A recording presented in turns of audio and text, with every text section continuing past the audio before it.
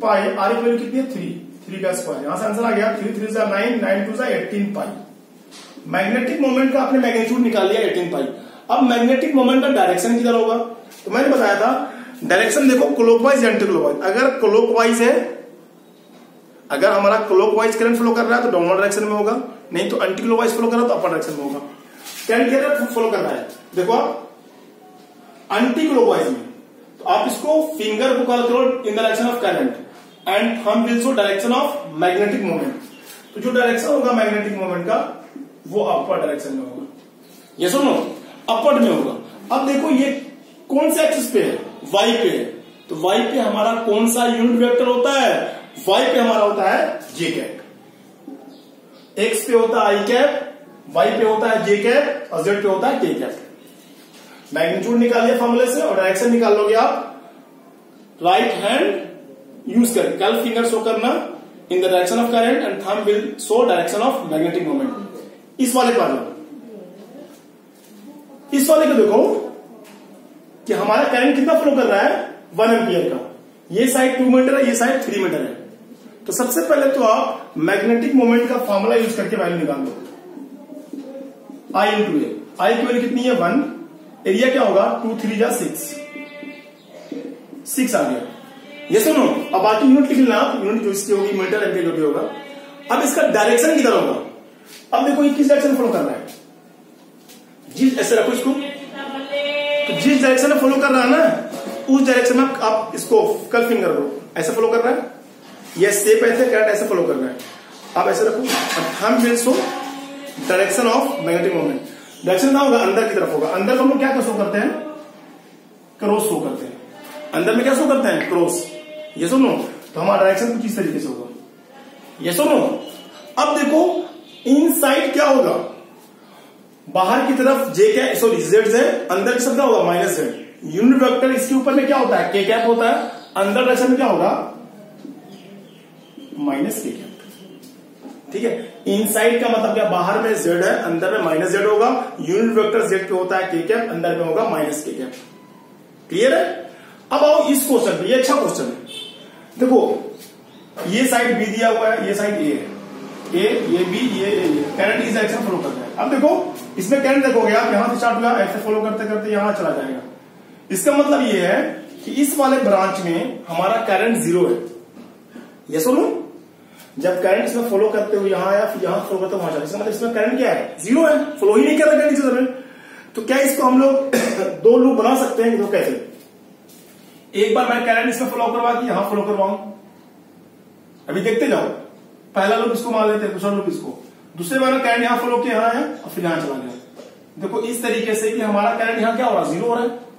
इस तरीके से 2 लूप भी बना रहे हैं। देखो ये करंट ऐसे आया, ऐसे गया, ऐसे गया, फिर ऐसे आया, इस वाले में ऐसे आया, ऐसे गया, तो मतलब ये 2 करंट क्या आपस में कैंसिल हो जाएगा, 0 हो जाएगा। तो यहां से हमारा कितना मिल जा रहा है 2 लूप मिल जा रहे हैं। इसका मतलब मैग्नेटिक मोमेंट कितना आएगा 2 आएगा, m1 बोल रहा हूं, फॉर्मूला क्या होगा IA। इस वाले में करंट कुछ नहीं है IA है, तो वहां पर वैल्यू क्या बन जाएगी बताओ, ये बन जाएगा हमारा IAB, मैग्नीट्यूड आ गया। अब मैग्नेटिक मोमेंट का डायरेक्शन देखेंगे इसमें, देखो ये फॉलो कर रहा है तो क्या होगा डायरेक्शन बाहर की, देखो ऐसे फॉलो कर रहा है करंट, ये कहां जा रहा है बाहर जा रहा है, अंदर की तरफ क्या हमारा जे कैप है और बाहर में क्या आएगा माइनस जे कैप। ये सुनो ये करंट फ्लो कर रहा है ना, ये जाएगा अपर की तरफ, यहां आ गया ये जे कैप। फिर से मैं बोल रहा हूं जिस डायरेक्शन में करंट फ्लो कर रहा है उधर कल फिंगर को शो करो, ये 2D फिगर है ना, 2D फिगर में ऐसे फ्लो कर, ये शो करेगा हम लोग को डायरेक्शन ऑफ मैग्नेटिक मोमेंट। दूसरे वाले के निकालो AM2, इस वाले के लिए आई के लिए तो आई रहेगा। अब इसका आप निकालोगे क्या निकालोगे एरिया तो वही होगा AM2B। आप इसका यहां पर डायरेक्शन चेक कर लो, तो जब आप डायरेक्शन का चेक करोगे इस वाले का, इस देखो डायरेक्शन चेक कर लोगे ना, इस वाले क्या होगा देख लो, M1 वाले करंट फॉलो कर रहा है, जिस डायरेक्शन में करंट फॉलो कर रहा है उसको करो और उसके ऊपर आउटवर्ड, सॉरी ये तो के कैप होगा ना, देखो ये करंट फ्लो कर रहा है और thumb will show direction of magnetic moment. तो थंब आपकी तरफ जा रहा है, बाहर की तरफ जा रहा है, तो क्या होगा बाहर की तरफ जेड होता है के कैप। अब आप देखो M2 की तरफ मैग्नीट्यूड तो ये आएगा IAB। आप डायरेक्शन चेक कर लो, डायरेक्शन कैसे चेक करोगे इसका मैग्नेटिक मोमेंट का, जो करंट फ्लो कर रहा है उसको दिखाओ। करंट जो करंट इधर आ रहा है, इधर जा उधर जा रहा है, तो ये शो करेगा हम लोग डायरेक्शन ऑफ करंट, यह माना जाएगा जेड डायरेक्शन में। M1 M2 आ गया, हम लोगों को नेट चाहिए तो आप लोग ऐड कर दो M1 प्लस M2। ठीक है नहीं ठीक है? मैग्नेटिक मोमेंट तो आपको इजीली निकल जाएगा लूप के केस में, बट थोड़ी प्रॉब्लम आपको आएगी इसमें डायरेक्शन निकालने में। तो डायरेक्शन आपका बता दिया आपको कि thumb will show direction of magnetic moment, और जो कल फिंगर होगा राइट हैंड का वो उसको रखना आप डायरेक्शन ऑफ किसके इसमें, करंट के इसमें। अब आओ सपोज हमारे पास कोई पैरेललोग्राम है, स्क्वायर है, ट्रायंगल है, तो उस केस में हम लोग सर एरिया वेक्टर कैसे निकालेंगे? आई तो दिया रहेगा, आई तो फाइंड कर लोगे, एरिया वेक्टर कैसे निकालेंगे? अगर हमारे पास कोई भी पैरेललोग्राम है, फॉर एनी पैरेललोग्राम या स्क्वायर, अगर हमारे पास कोई पैरेललोग्राम है या स्क्वायर है, तो उस केस में हम लोग एरिया वेक्टर कैसे निकालेंगे? तो पैरेललोग्राम के लिए, स्क्वायर के लिए, if you have to find area vector, तब आप क्रॉस प्रोडक्ट निकाल दो। Cross product of two consecutive side, दो कंसेक्यूटिव साइड का क्रॉस प्रोडक्ट निकाल दो, वो आप लोगों को एरिया वेक्टर दे देगा। देखो कैसे, सपोज ये हमारा पैरेललोग्राम है, ये दिख नहीं रहा लेकिन पैरेललोग्राम ये बना दिया मैंने, ए बी सी बी। अब हमें इसमें करंट दिया हुआ है, we have to find area vector. Area vector निकालना है तो क्रॉस प्रोडक्ट निकालो दो कंसेक्यूटिव साइड का। जो क्या होगा, मेरे को अगर चाहिए एरिया वेक्टर, तो क्या करना, दो कंसेक्यूटिव साइड है, देखो इससे हमारे पास है A B cross B C, यह हम लोगों को एरिया वेक्टर दे देगा, या फिर BC क्रॉस CD, या फिर CD क्रॉस D। कोई भी दो साइड का कंसेक्यूटिव क्रॉस प्रोडक्ट निकाल दो, वो आपको क्या दे देगा, एरिया वेक्टर। या फिर आप ऐसे निकाल सकते हो DA क्रॉस AB, मतलब कि ये सारी चीजें हम लोगों को क्या दे देगी, एरिया वेक्टर। अगर पैरेललोग्राम है या फिर स्क्वायर है, आप क्रॉस प्रोडक्ट निकाल दो दो कंसेक्यूटिव साइड का, पैरेललोग्राम या स्क्वायर केस में वो आप लोगों को एरिया वेक्टर दे देगा। इन सब केस ट्रायंगल हो, अगर मान लेते हैं ट्रायंगल दिया हुआ मेरा, कोई सा भी ट्रायंगल हो, कोई सा भी ट्रायंगल है, ए बी सी, हमारे पास कोई भी ट्रायंगल है, तो आप क्या करो, इसका क्रॉस प्रोडक्ट निकाल दो दो कंसेक्यूटिव साइड का, उसको हाफ कर दो। देखो मेरे को निकालना area vector 1/2 AB cross BC, AB cross BC, या फिर 1/2 BC क्रॉस AC, या फिर 1/2 CA क्रॉस AB। मेरे कहने का मतलब क्या है कि जब आपको एरिया वेक्टर अगर निकालना हो तो आप दो साइड का कंसेक्यूटिव क्रॉस प्रोडक्ट निकाल लो। क्रॉस प्रोडक्ट याद है ना, मल्टीप्लीकेशन ऑफ वेक्टर में हम लोगों ने पढ़ा था क्लास 11th में।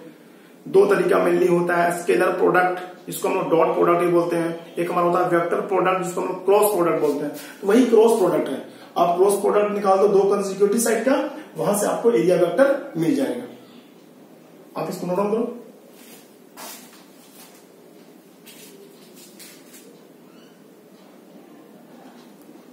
देखो अब पढ़ेंगे हम लोग magnetic dipole moment of A revolving electron. ये एनसीईआरटी का टॉपिक है, magnetic dipole moment of A revolving electron. जब इलेक्ट्रॉन रिवॉल्व कर रहा है तो उसका मैग्नेटिक डाइपोल मोमेंट क्या होगा। देखो इलेक्ट्रॉन रिवॉल्व कर रहा है, इसकी वेलोसिटी मान लिया v है, इसकी वेलोसिटी क्या हमारी v है। सेंटर पे क्या होता है, न्यूक्लियस, न्यूक्लियस के अंदर प्रोटॉन होते हैं और न्यूट्रॉन होते हैं। अब देखो जब इलेक्ट्रॉन हमारा रिवॉल्व करेगा, व्हेन चार्जेस इज मूव, जब चार्ज मूव करता है तो वहां पे इलेक्ट्रिक करंट का प्रोड्यूस होता है। सॉरी, जब जहां पे चार्ज मूव करता है वहां पे इलेक्ट्रिक करंट प्रोड्यूस होता है। अब देखो किसी भी पर्टिकुलर क्रॉस सेक्शन से, किसी क्रॉस सेक्शन है, किसी भी एक पर्टिकुलर क्रॉस सेक्शन से एक गिवन टाइम में चार्ज पास कर रहा है दैट इज द करंट। फिर से मैं बोल रहा हूं, amount of charge passing through a particular cross section in a given time, amount of charge passing through a particular cross section in a given time that is known as electric current. मेरे कहने का मतलब क्या है, जब charge motion में होता है, मूव करता है, वहां पे क्या प्रोड्यूस होता है, इलेक्ट्रिक करंट। जब इलेक्ट्रॉन मूव करेगा, इलेक्ट्रॉन की वजह से क्या उत्पन्न होगा, इलेक्ट्रिक करंट। या मैं बोलूं इलेक्ट्रिक करंट क्या होगा, प्रोड्यूस होगा। लिख देता हूं मैं यहां पे, due to revolving of electron electric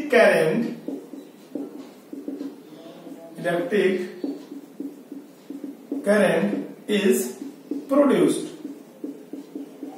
और ये जो आई होगा वो मैं छोटा ले रहा हूं, dq बाई dt। सपोज मैं समझाने के लिए बोल रहा हूं, यहां पे मैंने एक कट किया, एक क्रॉस सेक्शन कट किया। अब देखेंगे 1 सेकंड में इसके अंदर से कितना area of cross section flow करेगा।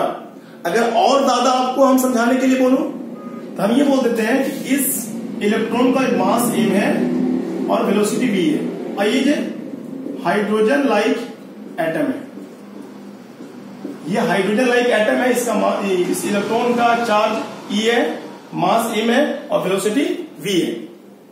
ठीक है, अब मैं बोलूं ये पार्टिकुलर जो एरिया फ्लोसेशन है यहां पे है, 1 सेकंड में कितना फ्लो करेगा, 1 फ्लो करेगा।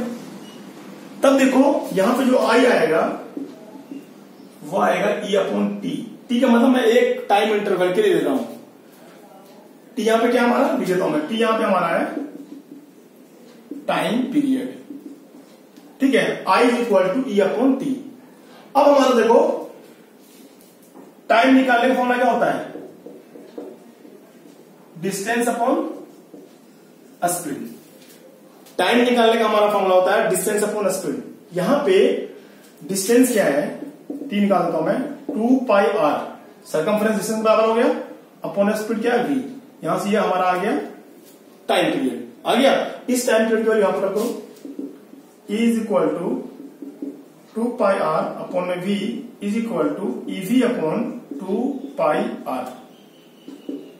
ठीक है, यहां से I की वैल्यू ये आ गई, I की वैल्यू हमारी ये आ गई ev अपॉन 2πr।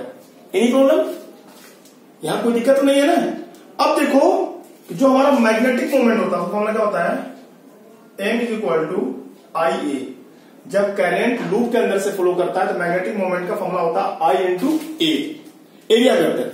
अब देखो मैं लिखता हूं यहां पे I की वैल्यू क्या है, EV अपॉन में 2πr इंटू में A का मतलब एरिया ऑफ क्रॉस सेक्शन। तो फॉर्मूला क्या बन जाएगा यहां पे, EV अपॉन में 2πr, A का मतलब है πr स्क्वायर, यस r से r कट गया, पाई से पाई कट गया। तो यहां से हमारी वैल्यू आ गई, दिख रहा है ना, EVR अपॉन में 2, EVR अपॉन में 2। यहां से मैग्नेटिक मोमेंट को फाइंड आउट करने का फॉर्मूला आ गया, इसको आप लर्न कर लेना। जब कोई इलेक्ट्रॉन रिवॉल्व कर रहा है तो जो उसके द्वारा हमारा मैग्नेटिक डाइपोल मोमेंट होगा EVR अपॉन 2। ये सुनो, अगर मैं इसकी डायरेक्शन की बात करूं तो डायरेक्शन क्या होगा, डायरेक्शन का मतलब डायरेक्शन ऑफ मैग्नेटिक मोमेंट। तो देखो मैंने बोला राइट हैंड यूज करो curve finger direction of current में, तो देखो आप ऐसे रखोगे, लेकिन ये गलत हो जाएगा क्योंकि ये डायरेक्शन ऑफ चार्ज है। इलेक्ट्रॉन जिस डायरेक्शन में फ्लो करता है उसके ऑपोजिट डायरेक्शन में हमारा इलेक्ट्रिक करंट फ्लो करता है, याद आया। जिस डायरेक्शन में इलेक्ट्रिक चार्ज फ्लो करता है उसके ऑपोजिट डायरेक्शन में हमारा इलेक्ट्रिक करंट फ्लो करता है, मतलब इलेक्ट्रिक करंट ऐसे फ्लो करेगा। आप जल्दीबाजी में क्या करोगे, ऐसे चार्ज दिखा दोगे और डायरेक्शन ऑफ ये नहीं, गलत हो जाएगा। हम लोगों को कर्व फिंगर रखना होता है in the direction of electric current, और इलेक्ट्रिक करंट जिस डायरेक्शन में इलेक्ट्रॉन फ्लो करता है उसके ऑपोजिट डायरेक्शन में हमारा इलेक्ट्रिक करंट फ्लो करता है। तो देखो करंट ऐसे फ्लो कर रहा है और हम कहां जा रहे हैं, अंदर। तो कहने का मतलब ये है कि इसका जो डायरेक्शन हमारा होगा वो हमारा होगा इनवर्ड्स। ये समझ में आ गया, मैग्नीट्यूड ये है, डायरेक्शन कैसा हमारा इनवर्ड है। देखो एनसीईआरटी में इसके अलावा आगे भी दिया है, आई क्या दिया सर, एंगुलर मोमेंटम के टर्म्स में दिया है। किस टर्म में दिया है, एंगुलर मोमेंटम के टर्म्स में। आप इसको पहले नोट डाउन कर लो, उसके बाद एंगुलर मोमेंटम का आगे बात है।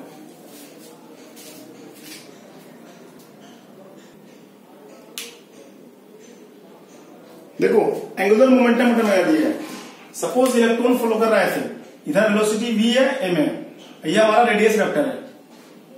तो एंगुलर मोमेंटम को कैपिटल ए से डिनोट किया जाता है, इसका होता है r क्रॉस p। क्या होता है, r क्रॉस p जिधर मोमेंटम हमारा होता है। देखो यहां पर एंगल कितना बना, 90 डिग्री। क्या फॉर्मूला बनेगा, जब आप क्रॉस रिमूव करोगे, r क्रॉस p से आप रिमूव करोगे तो मोमेंटम क्या होता है, मोमेंटम हमारा होता है मास इंटू वेलोसिटी। ये हो जाएगा हमारा r m v sine theta. R m v theta कितना है, 90 डिग्री। यहां से वैल्यू आ गई r m v. Angular momentum क्या आ गया, आर एम वी, या फिर ज्यादातर टेक्स्ट में एम वी आर लिखा था, ऐसा अरेंज किया होता है, आप ऐसे भी लिख सकते हो एम वी आर। ठीक है, हमारा एंगुलर मोमेंटम भी आ गया। अब इसका डायरेक्शन क्या होगा, ये ऐसे फॉलो कर रहा है, डायरेक्शन आउटवर्ड। जो डायरेक्शन से होगा वो होगा आउटवर्ड। देखो जब हम लोग मैग्नेटिक मोमेंट निकाला था इलेक्ट्रॉन के लिए तो डायरेक्शन आया था इनवर्ड, इसके लिए क्या आया, आउटवर्ड आया। अब आप दोनों में कंपेयर करो, compare magnetic moment and angular momentum of revolving electron. Compare कर रहे हैं magnetic moment of electron and angular moment of electron. बन रहा हूं मोड एम अपॉन में मोड एल। ठीक है, अब इसकी वैल्यू पुट कर दो। वैल्यू क्या उसकी, ई वी आर अपॉन में 2 और एल की वैल्यू हमारी है एम वी आर। ये आर से आर कट गया, वी से वी कट गया, इंपॉर्टेंट कंसेप्ट आ गया, ई अपॉन 2m। क्या गया हमारा, m अपॉन L is equal to E upon 2m। Yes और नो। अब देखो अगर हम इसको वेक्टर फॉर्म में लिखना चाहें, if you want to write this in vector form, जिसकी वैल्यू आएगी कुछ ये आएगी माइनस ई अपॉन 2m। तो डू यू नो कि इसका ये वैल्यू निगेटिव क्यों आएगी, क्योंकि देखो मैग्नेटिक मोमेंट इनवर्ड है, एंगुलर मोमेंट आउटवर्ड है। तो जब दोनों का डायरेक्शन ऑपोजिट है, यहां साइन किसका आएगा, निगेटिव का आएगा। ये हमारा वेक्टर फॉर्म में। ठीक है, क्लियर है ये।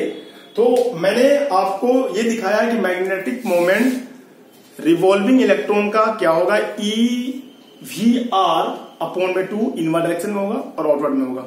अब आपको एक बात और यहीं बता दें हम कि ये भी हमारे एनसीईआरटी में दिया हुआ है, बोर मॉडल। बोर साहब ने क्या बोला था, अगर आपको याद हो तो एटॉमिक स्ट्रक्चर चैप्टर में क्लास 11 केमिस्ट्री में आपने पढ़ा होगा। बोर साहब ने अपने मॉडल में बताया था कि द ऑर्बिटल या फिर the orbital angular momentum of an electron. Orbital के अंदर में जो एंगुलर मोमेंटम होता है इलेक्ट्रॉन का is an integral multiple of h upon 2π। जो एंगुलर मोमेंटम होता है इलेक्ट्रॉन का ऑर्बिटल के अंदर में, वो हमारा होता है integral multiple of h upon 2π। यहां पे h हमारा होता है प्लैंक्स कांस्टेंट। ठीक है, और यहां से फॉर्मूला था एंगुलर मोमेंटम का, L is equal to h upon 2π। फिर हम लोग n लगा देते थे। n का मतलब कौन सा सेल ले रहे हैं, जैसे देखो सेल, एक सेल, दो सेल, कौन सेल ले रहे हैं, n का मतलब नंबर ऑफ सेल। यहां पे हम लोग n लगा देते थे। n की वैल्यू क्या होती थी, इंटीजर्स के फॉर्म में होती थी। n 1 2 3 4 5 so on. ये n जो है 1/2 पॉइंट में नहीं हो सकता है, 1 2 3 4 इंटीग्रल मल्टीपल होगा। ये हम लोगों ने नील बोर्ड पढ़ा था। फिर से मैं बता दे रहा हूं, the orbital angular momentum of an electron in an multiple of is an angular multiple of h upon 2π। ये h अपॉन 2π का एंगुलर मल्टीपल होता है। और ये हमारा फॉर्मूला बोलता है एंगुलर मोमेंटम का L equal to NH upon 2π।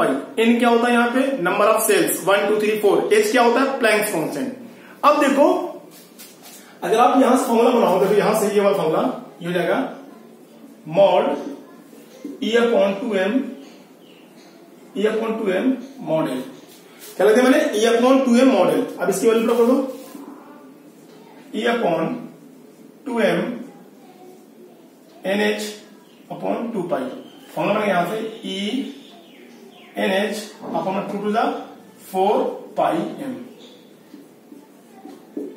ठीक है, अब देखो ये बहुत इंपॉर्टेंट कॉन्सेप्ट आया है। ये क्या है, यहां पे ये हमारा फॉर्मूला आ गया मैग्नेटिक मोमेंट का। इलेक्ट्रॉन NH सेल में, अगर इलेक्ट्रॉन NH सेल में 1 में है, 2 में है, 3 में है, तो उसका मैग्नेटिक मोमेंट क्या होगा। मतलब अगर इलेक्ट्रॉन 1 में है उसका मैग्नेटिक मोमेंट क्या होगा, n की जगह 1 रख देंगे।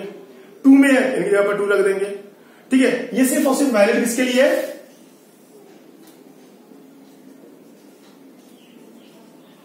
हाइड्रोजन लाइक एटम के लिए वैलिड है, और ये सिंगल इलेक्ट्रॉन स्पेसी के लिए या फिर सिंगल इलेक्ट्रॉन स्पेसी के लिए वैलिड है।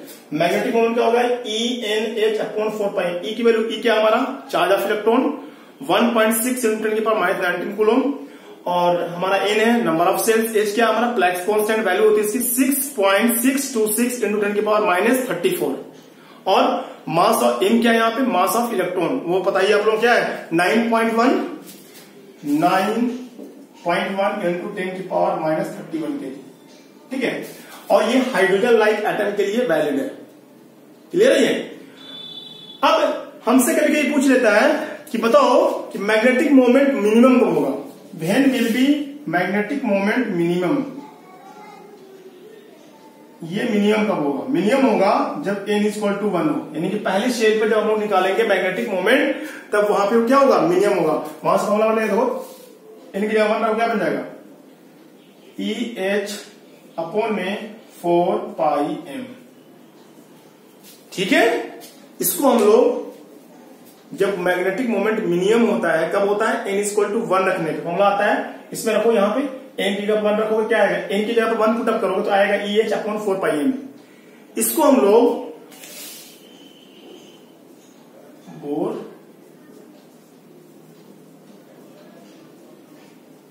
बोर मैग्नेट्रोन भी बोलते हैं। इसको हम क्या बोलते हैं, बोर मैग्नेट्रोन, या शॉर्ट में ये लिखा रहता है BM। ठीक है, इसको हम लोग बोर मैग्नेट्रोन भी बोलते हैं, इसको हम लोग क्या बोलते हैं, BM भी बोलते हैं। आई होप आप लोगों को क्लियर हो गया। देखो आज के लेक्चर में मैंने आपको बताया कि मैग्नेटिक डाइपोल क्या होता है, मैग्नेटिक डाइपोल मोमेंट क्या होता है, M = small m × 2l। Small m क्या होता है, पोलर स्ट्रेंथ या मैग्नेटिक स्ट्रेंथ। फिर मैंने आपसे बात की करंट लूप मैग्नेट की तरह कैसे बिहेव करेगा, अगर वो मैग्नेट है तो उसके अंदर मैग्नेटिक मोमेंट होगा, उसका क्वेश्चंस करवाया। फिर मैंने बहुत इंपॉर्टेंट टॉपिक पढ़ा, ये magnetic moment of A revolving electron, magnetic moment. ठीक है, तो एक बात याद रखिएगा, इलेक्ट्रिक डाइपोल और मैग्नेटिक डाइपोल में जो सबसे बड़ा डिफरेंस है कि इलेक्ट्रिक डाइपोल के अंदर